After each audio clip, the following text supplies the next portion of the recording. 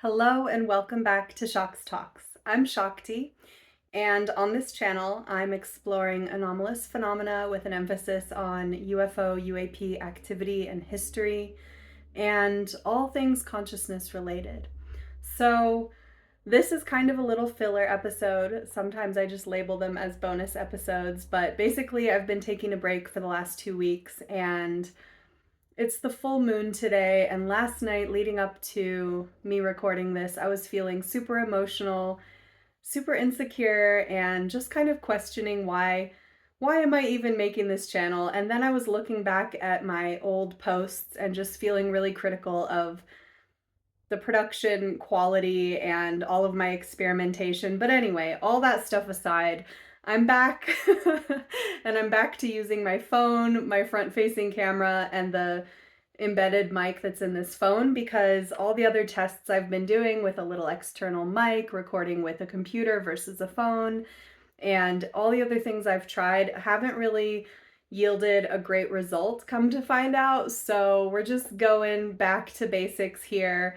Thank you to everyone that's been supporting and listening and who cares about the content. And I am still committed to raising the level of what I can provide here over time, but it's a slow process because, as you know, I'm very, very busy with my 9 to 5. So this is just a little hobby, and I'm just trying to focus on reading the books, doing the research, letting my mind run wild with the thoughts, and bringing that all into my notes that I put together for these episodes. And I'm also committed to my own experimentation with meditation, out of body practice, and applying the techniques that I'm learning. So, on that note, I will be attending a remote viewing workshop next weekend that's being hosted by the Monroe Institute. I'm taking this workshop virtually, so over Zoom, and I'm really excited to be able to have something to report back on after that happens. And today I'm just going to talk a little bit about some of the dream stuff that I've been experiencing. And I'm still working my way through Journeys Out of the Body, Robert Monroe's book. This is my second time reading this book, and there's a lot in here. It's something I want to do after I read all three of his books is I want to break down these various sort of like realms or dimensions that he refers to, that he calls like Locale 1 or Locale 2.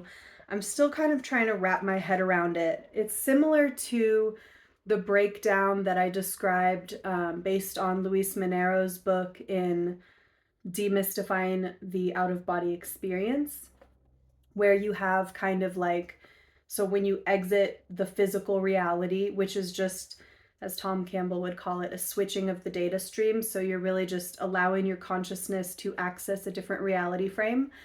As we are embodied in our physical reality, we are currently accessing physical matter reality. Those who travel out of body or switch data streams are often visiting the reality that is just outside of physical matter reality, where things look and feel similar to what we experience in our lives on Earth, but you have like recently deceased and other non-physical entities inhabiting that realm. And then there seem to be other reality frames that are kind of almost at a distance from this reality. Like they operate under different rules, and they have different inhabitants, and people who travel out of body report having these interactions and experiences in these other places. So a really interesting story from this last couple of chapters that I was reading in this book have to do with Bob Monroe, Robert or Bob as people call him, going out of body and finding kind of like what sounds like a portal, like a hole that he would go into, and it would take him to this other reality. But when he got to that other reality, now this is like the stuff of movies, you guys, so just bear with me, it's wild. But when he got to that reality, he would find himself in the body and in the consciousness and in the life of a man who was existing in that reality and had a whole life going on there. And this man was a scientist in that reality. He had a wife. And when Bob Monroe would go there, he would sort of take over that body and that consciousness for a little bit of time. And then when he would leave that body, that other consciousness would take over again. And sometimes funny things would happen, like he would go into that body and he would be put on the spot. Like the scientist was supposed to do a presentation on his latest research, and Bob would be in that body kind of just fumbling because he didn't actually have that knowledge. He wasn't able to provide all that information. He had access to some of the memories and some of the consciousness, it seems like, of this person, some general awareness of their life and who they were, but not like all of the information. So he was just kind of there. And the wife would even be skeptical of him when he was there in that form, when she was encountering this person that wasn't her husband who she was used to. So that is really interesting to me. And I believe Tom Campbell has spoken of similar scenarios that he's gone through. I'm going to have to dig around and figure out when or where he talked about that so I can pull up some exact examples. But this was called Locale III in Bob's determination of these different places. And he said, Locale III, in summary, proved to be a physical matter world almost identical to our own. The natural environment is the same. There are trees, houses, cities, people, artifacts, and all the appurtenances of a reasonably civilized society. There are homes, families, businesses, and people work for a living. There are roads on which vehicles travel. There are railroads and trains. Now for the almost, at first the thought was that Locale 3 was no more than some part of our world unknown to me and those others concerned. It had all the appearances of being so. However, more careful studies showed that it can be neither the present nor the past of our physical matter world. The scientific development is inconsistent. There are no electrical devices whatsoever. Electricity, electromagnetics, and anything so related are non-existent. No electric lights, telephones, radios, television, or electric power. No internal combustion, gasoline, or oil were found as power sources. Yet mechanical power is used. Careful examination of one of the locomotives that pulled a string of old-fashioned looking passenger cars showed it to be driven by a steam engine. The cars appeared to be made of wood, the locomotive of metal, but of a different shape than our now obsolete types. He goes on and on to talk about these various kinds of tech that he encountered and the differences between those and what we have in our reality. And I'll give you some thoughts about this in a second, but I want to read you a little more. So this is where he talks about entering into this guy, which is just fascinating. The major discovery came soon after I gathered the courage for extended expeditions into Locale 3. In spite of early indications, the people there were not aware of my presence until I met and merged temporarily and involuntarily with one who can only be described as the I who lives there. So he continues to refer to this man as like another him kind of. The I there is what he calls him. The only explanation I can think of is that I, fully conscious of living and being here, was attracted to and began momentarily to inhabit the body of a person there, much like myself. So he feels that there's some resonance. When this took place, and it began to be an automatic process when I went to Locale 3, I simply took over his body. There was no awareness of his mental presence when I temporarily displaced him. My knowledge of him and his activities and his past came from his family and what was evidently his brain memory bank. So he did have access to the memory bank. Though I knew that I was not he, I could feel objectively the emotional patterns of his past. I have wondered what embarrassment I have caused him as a result of the periods of amnesia created by my intrusions. Some must have brought him much distress. So he goes on and on to really talk about some of the different things that happened and his encounters with the wife and his moments where he kind of dropped the ball because he didn't know how to handle that situation. And eventually he stops going there. I can't remember off the top of my head how or why it ends, but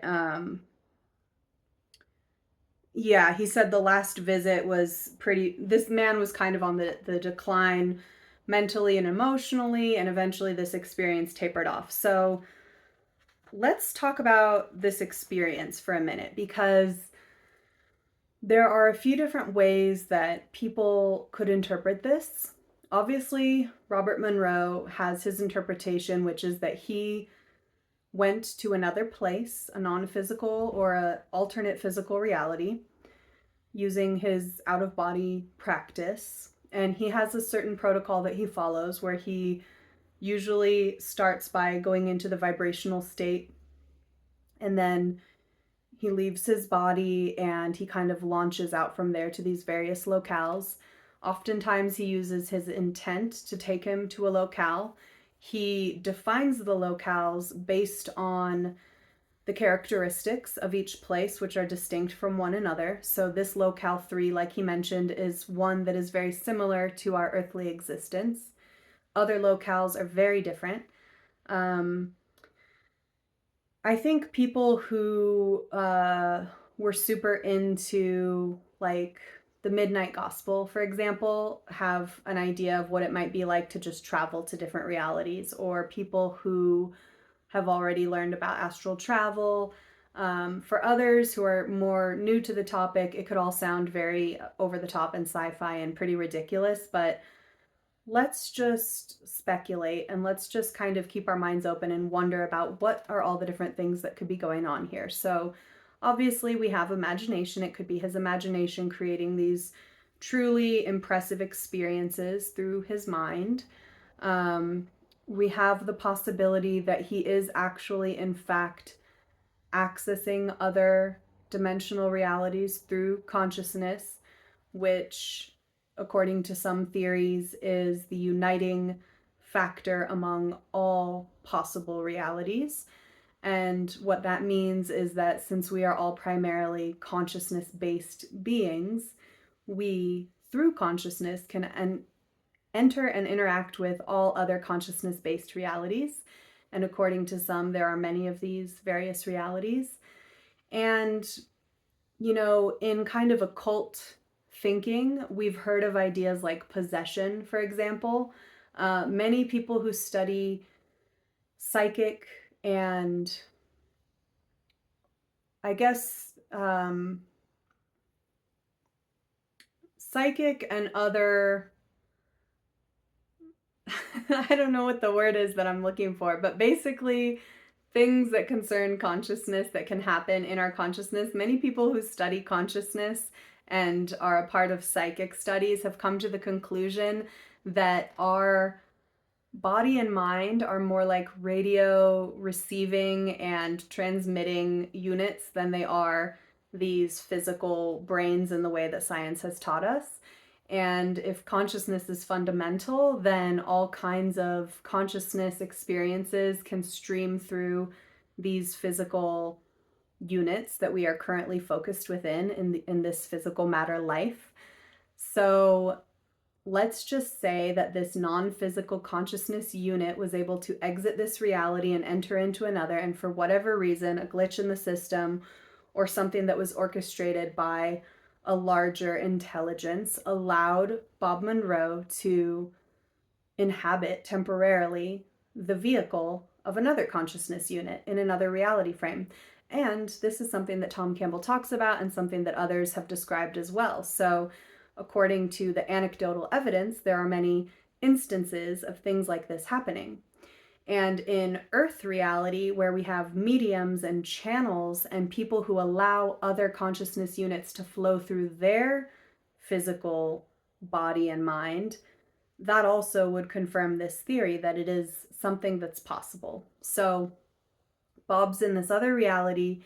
He's temporarily accessing this other vehicle. He has some but not all of the information needed to really operate here. But he's able to learn about this place through this experience. I mean, that's wild, isn't it? I mean, can you imagine? Now, there's so many people today that you can find on the internet who channel or who are mediums. And a lot of times, what they're doing is they're either stepping down from being in the driver's seat of their own body and mind and allowing another consciousness to stream through. They go into a kind of temporary hypnosis where sometimes they don't even remember what they're saying, and this other thing kind of takes over for a little while. And it's kind of an agreement that they've signed up for where they allow that to happen. And then on the other end of the spectrum, we have stories and cases where people are sort of taken over by another consciousness, and maybe they didn't choose that or they didn't ask for that, but it's happening for some reason that is beyond our understanding. And this leads to all kinds of other practices around getting the original consciousness unit back in its body. And this is where certain spiritual practices like soul retrieval or even exorcism come into play. These are things that developed because people observed this phenomena and they came to the conclusion that, you know, the person that's supposed to be in this body isn't there and something else is there in its place, and we don't like it and we're going to interfere. So that's also very interesting because sometimes it happens and there's a positive result, and other times it's detrimental to the original consciousness unit of that body. I have met people in my life who have told me in all seriousness stories such as, I used to be in a different body and now I'm in this one. Now, you know, I know again that that's going to sound absolutely crazy to some people, but the one person that I'm talking about in my mind who I remember from my past who told me a story about this had so much clarity and sincerity in their expression of this story, and they were not looking for attention. And it was in a very quiet and private moment that they told me about this, and they only told me about it because I'm the kind of person that you can tell these kinds of things. And I just kind of tucked it away in my back pocket and thought, wow, that's fascinating. And I could see that. I could see that being the case for some people. There are also many adult humans nowadays that use the term walk-in to describe the fact that they are a consciousness unit from either another dimension, another life, another level of that consciousness unit that has descended down into physical matter reality. And maybe they take over the body at a certain point in time. And maybe they are like, some people call it the higher self, or like an expanded version of that person that just kind of comes into the picture at a certain point in life and provides assistance or an expanded view. Sometimes they have a whole different personality.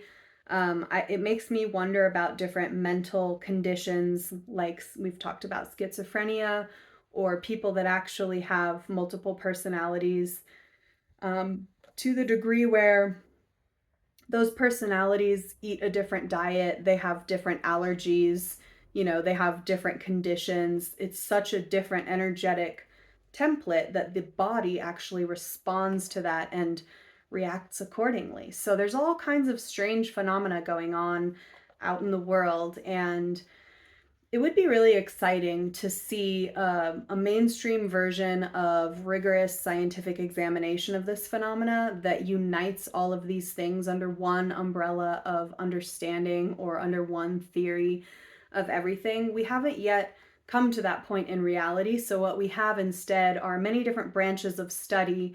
Usually it's people making observations, sharing their own personal experiences. Sometimes it's gathering data and presenting that in a book, which shows you multiple different cases of things like this happening. But I think we have a long way to go when it comes to understanding these things. So I take all of these stories with a grain of salt, but I do find them fascinating. And I've also heard Tom Campbell talk about things like this, especially when he's talking about Bob Monroe, who he knew and studied with for 30 years. Remember, he was one of the scientists who went to the Monroe Institute to originally help Bob do science around these experiences. And so in Tom's theory, he would say that like there is a lot of mental overlay possible here and interpretation that goes on. And so sometimes Bob is taking his own personal experiences that were basically provided for him by the larger consciousness system, and he's kind of making the assumption that these would apply to everyone, or that these kinds of things are accessible to everyone, when in fact we might each have our own unique experience through consciousness that might have some similarities to things Bob went through, but could also be completely different. So I think it's good to remember that, so that none of us limit ourselves in terms of what we're expecting to go through when we do these meditations or have out of body experiences. We may or may not go to these locales. We may or may not have anything like the experiences Bob has. And I think the best thing to do is to just record everything that you go through, whether it's in written form or whatever form you like, if it's audio or video.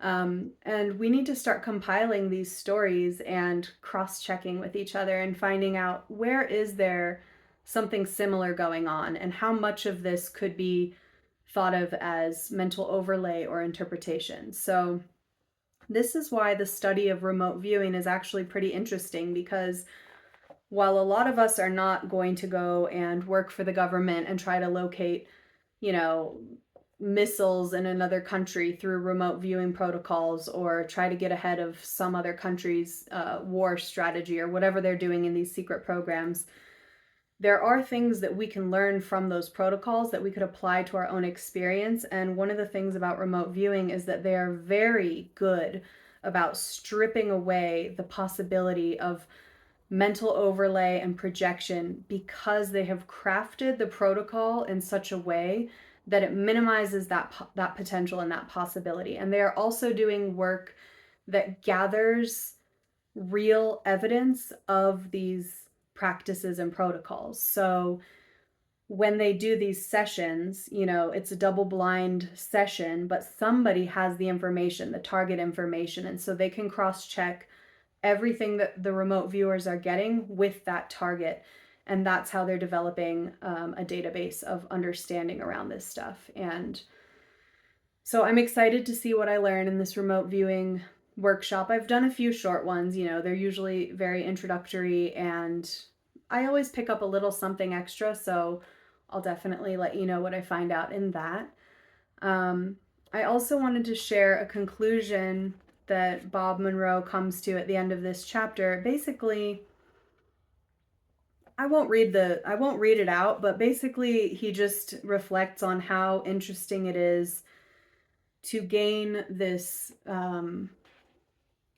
expanded understanding of the nature of reality through these experiences, in particular the notion of death, and how through his experiences he just stopped seeing death as an end point. He stopped feeling like death was the end, because he so often saw beyond that, and he also saw people who passed away in his life go beyond death into another reality frame, and sometimes was even able to make contact with and encounter those people. And this is an area that I feel is of great interest to a lot of people that I know, because we've all lost people, and the longer we live, the more people we're going to lose, and one day we'll be gone. And death is a part of life. Death is 100% coming for us all. So what he's saying in this book is that through his expanded understanding, life became more precious and more beautiful, and it was also less stressful and less sad to think about the end of it, because he really knew for himself that it goes on. Now, I have heard many stories from people who have done things like plant medicine ceremonies or other psychedelic experiences, where they have received information through those experiences that gave them that same sense of peace and calm. And this is a reason for many people to attempt meditation or out-of-body experience, because they're looking for that deeper, expanded understanding. Now, some people already have that understanding, and they don't need plant medicine, and they don't even need meditation or out-of-body experiences. They're already living their life with that awareness and that knowing and that peace.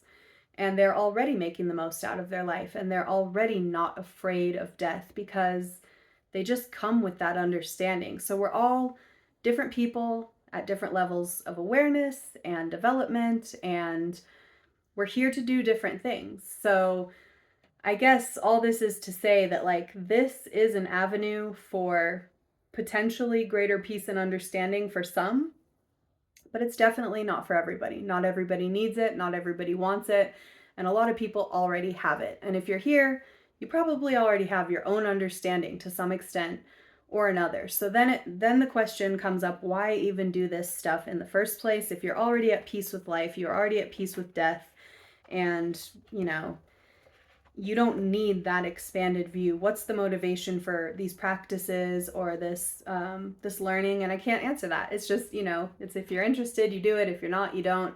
I don't think there's any rule about anyone needing to do this. And all those who study it say that it's not for everyone. So for me, I'm just endlessly curious, and I'm especially very curious about the type of experience people describe where they are in another reality that feels realer than real, or as real as this reality, if not more high definition, more tangible.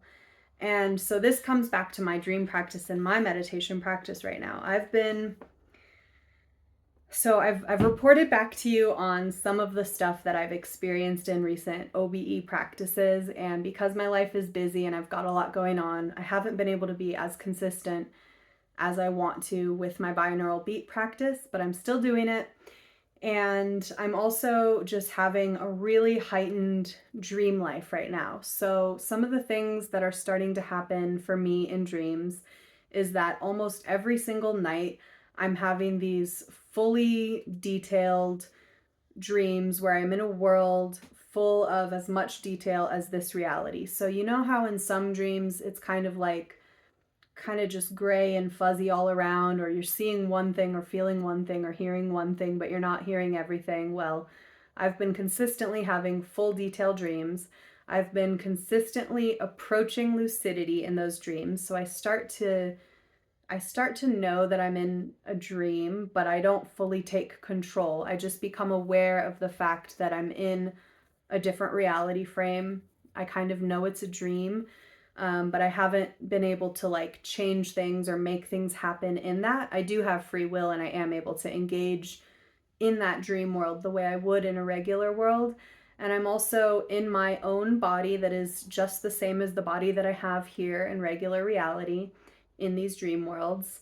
And I'm often barefoot, which is an interesting detail, and I find myself feeling the ground beneath my feet and feeling the sensation of that ground. And I'm also starting to get smells a lot more often in my dreams, which is interesting because that's like a unique thing for me that I don't always have in dreams. I am encountering lots of people who I know in real life, and so I know that that's part of my subconscious overlay most likely, or potentially it's other people out in the astral realms just doing whatever. But I had an interesting little moment in a dream from last night where a friend of mine who I know was a driver in the dream, and she was driving me to the airport, and there was a whole story unfolding, but her being a driver was a central part of the dream. And I told her about that dream, and she said, "That's so funny. I was just recently back in a manual car, and I was really like relishing that experience of driving stick shift. And then when I got back in my automatic car, I kept thinking like how I was more in touch with driving, and I felt like almost like a professional driver." And that's just a really interesting little connection. Could call it a coincidence, but when those coincidences happen, I take note because I'm like, huh, she was having a driving experience in real life. I cast her as a driver in my dream. Those things happened around the same time. That's an interesting connection. And there have been many little connections like that, some of them even more specific and more surprising. So I think when it comes to all of this meditation and dream work, what I'm finding is that just through focusing on these practices, I'm starting to have an expanded dream life. And I expect that when I do gain more full lucidity in these dreams, I will be able to use that as a jumping off point for more out of body experiences, because that's a common practice. So that's kind of where I'm at right now. I will have more for you coming soon. Thank you for being here. Oh, I also wanted to let you know about the name of this channel, Shocks Talks, because recently someone was looking it up and said, oh, I thought there would be an apostrophe. And I realized, like, I don't think I've ever talked about why this is called Shocks Talks, but basically when I was a kid, my sisters called me Shocks. So Shocks is Shakti, and Shakti Talks is basically what the name of this is. It's not Shakti's apostrophe possessive apostrophe talks. It's just Shocks Talks. And the reason it's that is because my brain was coming up with all these titles that were like explorations of anomalous phenomena over time. Like, I had all these long, complex titles, and I gave a little list of a couple of my best ideas to a couple of friends, and I guess somehow Shocks Talks made it on the list. I don't even know how it got there. That's what got voted in, and that's what the name is. And Shocks Talks just means that I can talk about anything I want. Because if the whole title is just she talks about stuff, that's what you're gonna get, then I can't disappoint, or I can't mislead you, because basically I will be talking, and that's what this is. So anyway, thank you so much for listening. This is a little filler episode, and I'll see you next week with more information about this remote viewing workshop, more on psychic phenomena and consciousness studies, and maybe some UAP updates. We'll see what's going on. See you next time on Shocks Talks.